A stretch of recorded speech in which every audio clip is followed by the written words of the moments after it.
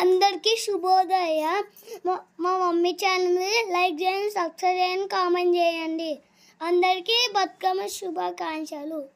ఈ రోజైతే మా ఇంట్లో అయితే దేవీ నవరాత్రిలో 10వ రోజు అమ్మవారిని అయితే మహిషాసుర మర్దినిగా అయితే కొలుచుకుంటాం కదండి. ఇంకా ఈరోజు పూజ అయితే మార్నింగ్ చేశాను. ఇప్పుడైతే మనకు బతుకమ్మ పండుగ అనమాట. మాకు ఈరోజు సద్దులు అనమాట. అందరికీ సోమవారం మంగళవారం జరిగితే మా దగ్గర అయితే బుధవారం రోజు అయితే చేసుకున్నాం అనమాట. ఇంకా సద్దుల బతుకమ్మ అంటే ముఖ్యంగా మనము బతుకమ్మలు అనమాట. ఇంకా బతుకమ్మలు అయితే పేర్చేసామన్నమాట. రంగురంగుల పూలతోని ఇలా గునుగు, బంతి, చామంతి అన్ని రకాల పూలతోనైతే తంగేడు వీటితోనైతే అన్ని రకాల పూలను కలిపి అందమైన బతుకమ్మనైతే రెడీ చేసామన్నమాట.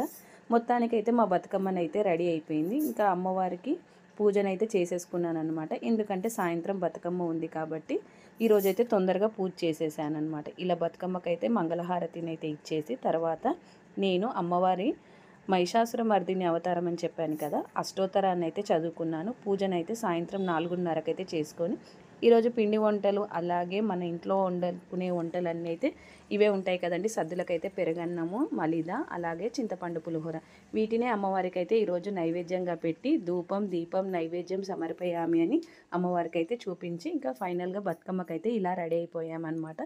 ఇంకా బతుకమ్మని అయితే ఆడిన తర్వాత అయితే ఇలా చెరువు దగ్గరికి అయితే తీసుకెళ్ళి నిమజ్జనం చేస్తాం కదా. ఇంకా అమ్మవారిని అయితే ఇలా పంపించి మళ్ళీ రామ్మ అని అయితే చెప్తున్నాం అనమాట. ఇంకా ఈసారి మా దగ్గర అయితే కొంచెం వర్షం పడింది అనమాట. మా దగ్గరే కాదు అందరి దగ్గర పడుతుంది వర్షం అయితే. కొంచెం వర్షం కారణంగా ఎక్కువగా ఆడుకోలేకపోయామన్నమాట. ఈరోజు పూర్తిగా బతుకమ్మ పండుగ అయితే ఇలా చేసుకున్నాక గౌరమ్మనైతే ఇలా ఒప్పించుకుంటాం కదా. ఈ పసుపు ముద్దలనైతే ఇలా ఒప్పించి అందరైతే పసుపు కుంకుమల కింద అయితే తీసుకుంటారు కదా. మొత్తానికైతే అందరికీ సద్దుల బతుకమ్మ పండుగ శుభాకాంక్షలు.